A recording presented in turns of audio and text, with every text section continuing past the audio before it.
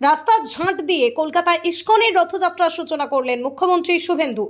রাস্তা পরিষ্কার করে কলকাতা ইস্কনের রথযাত্রার সূচনা করলেন মুখ্যমন্ত্রী শুভেন্দু অধিকারী। ইস্কনের রথযাত্রায় উপস্থিত থেকে পুজোয় অংশগ্রহণ করলেন।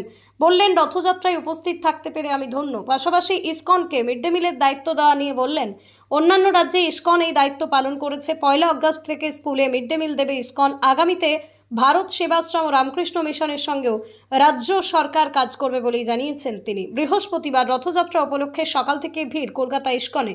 নির্দিষ্ট সময়ে সেখানে পৌঁছে যান মুখ্যমন্ত্রী শুভেন্দু।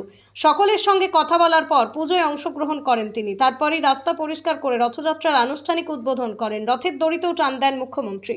পশ্চিমবঙ্গ সরকারের এবারের বাজেট বক্তৃতায় দেখেছেন যে আমরা সুকোমলমতি ছাত্রছাত্রী আগামী দিনের ভবিষ্যৎ, তাদেরকে আমরা যে পুষ্টিকর খাদ্য বিতরণের মহান দায়িত্ব মহানগরী আগামী 1 আগস্ট থেকে শুরু করতে চলেছি।